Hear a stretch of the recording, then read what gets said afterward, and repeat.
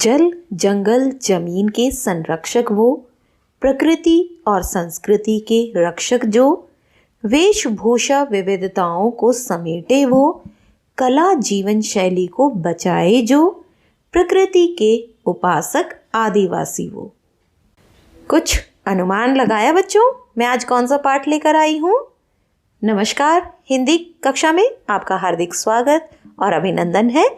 आज मैं आपके लिए लेकर आई हूँ कवयित्री निर्मला पुतुल के द्वारा रचित एक कविता आओ मिलकर बचाएं, जो कि संथाली भाषा में लिखी गई है और वो अपनी संस्कृति को बचाने का प्रयास करती है। इस कविता के माध्यम से वो अपनी संस्कृति को बचाने का प्रयास करती हैं। इस कविता के बहुविकल्पी प्रश्नों को हम प्रारंभ करते हैं। पहला प्रश्न, आओ मिलकर बचाएं कविता किसके द्वारा रचित है? निर्मला पुतुल, महादेवी वर्मा, सुभद्रा कुमारी चौहान या राम नरेश त्रिपाठी? तो इसका सही जवाब है निर्मला पुतुल। निर्मला पुतुल किस भाषा की कवयित्री हैं? हिंदी, कश्मीरी, डोगरी या संथाली? तो इसका सही जवाब है संथाली। आओ मिलकर बचाएं कविता का हिंदी अनुवाद किसने किया है? अशोक सिंह जी ने, जोरावर सिंह ने, कृष्ण सिंह ने या राकेश शर्मा जी ने? तो इसका सही जवाब है अशोक सिंह, क्योंकि ये कविता लिखी गई थी संथाली भाषा में और इसका हिंदी अनुवाद किया है अशोक सिंह ने। प्रश्न संख्या 4, कवयित्री अपनी बस्ती को किस से बचाना चाहती है? शहर की आबो हवा से, डूबने से, मरने से या सभी से? तो इसका सही जवाब है शहर की आबो हवा से। आबो हवा का क्या अर्थ है? जलवायु, आग, जल या हवा? तो इसका सही जवाब है जलवायु। प्रश्न संख्या 6, बस्तियों के नंगा होने का क्या तात्पर्य है?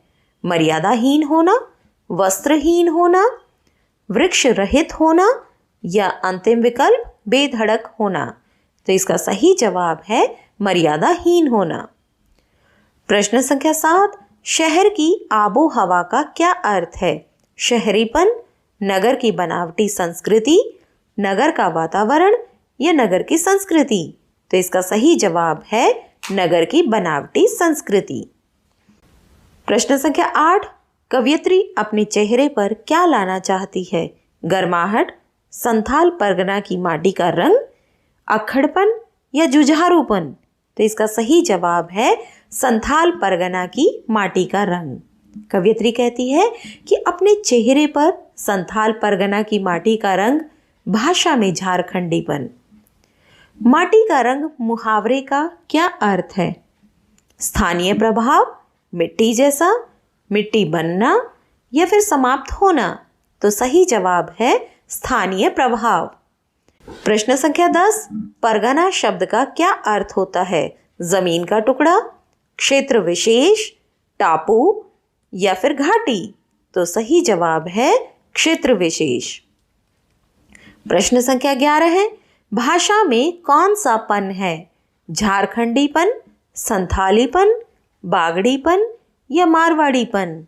तो सही जवाब है झारखंडीपन। कवयित्री ने भी कहा, अभी थोड़ी देर पहले मैंने बताया आपको कि अपने चेहरे पर संथाल परगना की माटी का रंग, भाषा में झारखंडीपन। प्रश्न संख्या 12 है, जुझारूपन का क्या अर्थ है? लड़ने की शक्ति, संघर्ष की प्रवृत्ति, युद्ध की प्रवृत्ति या भागने की प्रकृति? तो सही जवाब है संघर्ष की प्रवृत्ति। प्रश्न संख्या 13 है, कवि ने अपने जीवन की गर्माहट किसे कहा है? गर्मी को, सतर्कता को, जीवन के नए उत्साह को या जीवन के विकास को? तो सही जवाब है जीवन के नए उत्साह को। प्रश्न संख्या 14 है, ठंडी होती दिनचर्या के माध्यम से कवयित्री क्या कहना चाहती है?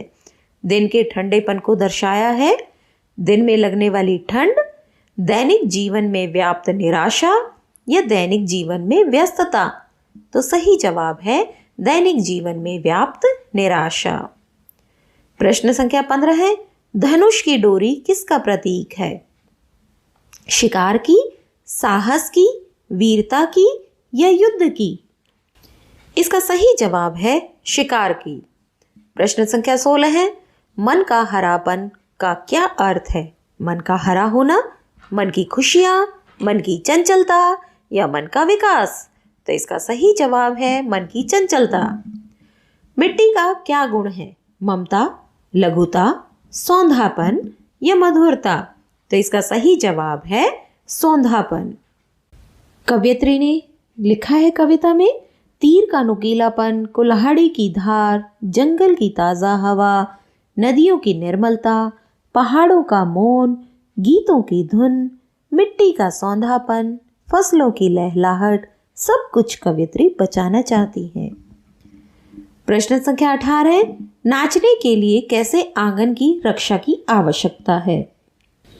ऑप्शन है सीधे, छोटे, टेढ़े या खुले। तो सही जवाब है खुले। कवयित्री कहती है नाचने के लिए खुला आंगन, गाने के लिए गीत, हंसने के लिए थोड़ी सी खिलखिलाहट और रोने के लिए मुट्ठी भर एकांत। प्रश्न संख्या 19, संथाल में खुले आंगनों का प्रयोग किसके लिए किया जाता है? खेलने के लिए, नाचने के लिए, पशु बांधने के लिए या फुलवारी सजाने के लिए? तो इसका सही जवाब है नाचने के लिए। प्रश्न संख्या 20, हंसने के लिए कवयित्री क्या बचाना चाहती है? थोड़ी सी खिलखिलाहट, थोड़ी सी उमंग, थोड़ी सी हंसी या कोई चुटकुला? तो इसका सही जवाब है थोड़ी सी खिलखिलाहट। अभी मैंने काव्य पंक्तियाँ बताई ना आपको। कविता को याद रखो बच्चों, ताकि आपको ऑप्शन चूज करने में आपको समस्या ना हो, ताकि आपको सही पता हो कि हाँ काव्य पंक्तियाँ ये हैं तो इसका आंसर ये होगा। जैसे नाचने के लिए खुला आंगन, गाने के लिए गीत, हंसने के लिए थोड़ी सी खिलखिलाहट और रोने के लिए मुट्ठी भर एकांत। तो रोने के लिए क्या चाहिए? खुला गांव, शांत घर, मुट्ठी भर एकांत या खुली छत? अभी मैंने क्या बताया आपको, काव्य पंक्तियां बताई, उसे याद रखना बच्चों। तो उत्तर होगा मुट्ठी भर एकांत। बूढ़ों के लिए क्या आवश्यक है? पहाड़ों की कठोरता, घाटियां, पहाड़ों की शांति या ऊंचाई? तो सही जवाब है पहाड़ों की शांति। कवयित्री ने कहा है बच्चों के लिए मैदान, पशुओं के लिए हरी हरी घास, बूढ़ों के लिए पहाड़ की शांति। इस अविश्वास भरे दौर में थोड़ा सा विश्वास, थोड़ी सी उम्मीद, थोड़े से सपने, आओ मिलकर बचाएं। प्रश्न संख्या 23, कवयित्री मैदानों को किस लिए सुरक्षित रखना चाहती है? पशुओं को चराने के लिए, भवन निर्माण के लिए, खेतीबाड़ी के लिए या बच्चों के खेलने के लिए? इस प्रश्न का सही जवाब है बच्चों के खेलने के लिए। प्रश्न संख्या 24, कवयित्री बूढ़ों के लिए क्या सुरक्षित चाहती है? चौपाल, संगी साथी, पहाड़ों की शांति या मान मर्यादा? तो इसका सही जवाब है पहाड़ों की शांति। कवयित्री के अनुसार आज का दौर कैसा है? विकल्प चुनिए। विश्वास भरा, अविश्वास भरा, दान धर्म वाला, हंसी खुशी वाला? तो सही जवाब है अविश्वास भरा। कवयित्री ने अविश्वास भरा दौर किसे कहा है? भौतिकवादी युग को, उन्नति के युग को, कंप्यूटर के युग को या वैदिक युग को? तो सही जवाब है भौतिकवादी युग को। प्रश्न संख्या 27, इस दौर में हमारे पास बचाने के लिए क्या बचा है? बहुत कुछ, कुछ नहीं, बहुत थोड़ा सा या सब कुछ?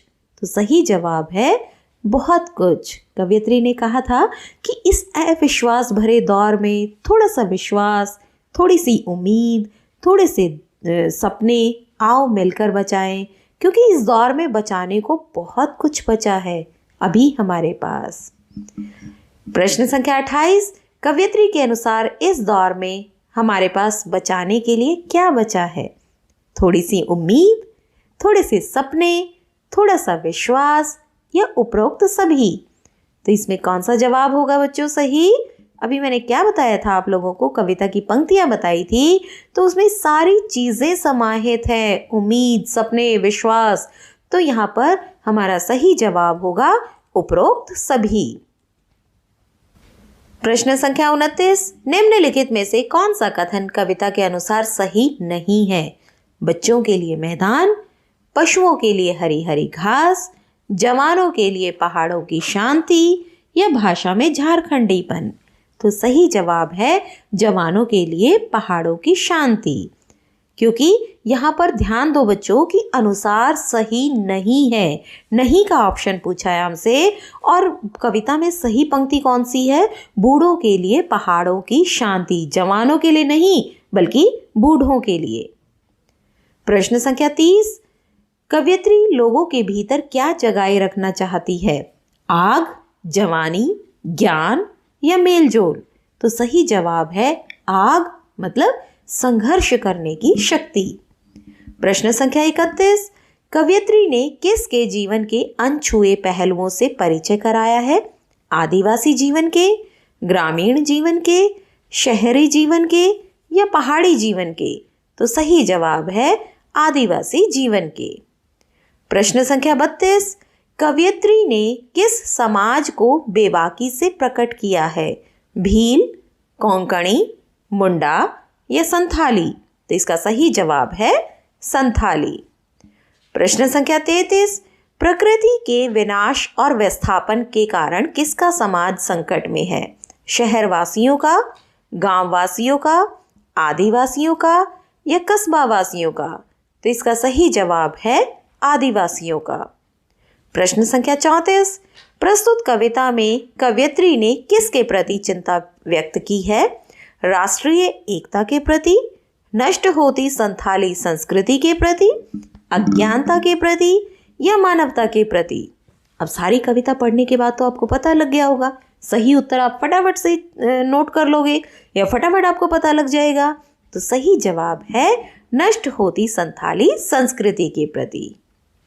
तो प्यारे बच्चों, यहीं पर हमारे सारे प्रश्नोत्तर समाप्त होते हैं। आशा है आपने इन प्रश्नों को ध्यानपूर्वक सुना होगा, समझा होगा। मिलते हैं एक और नई वीडियो के साथ, एक और नए अध्याय के साथ।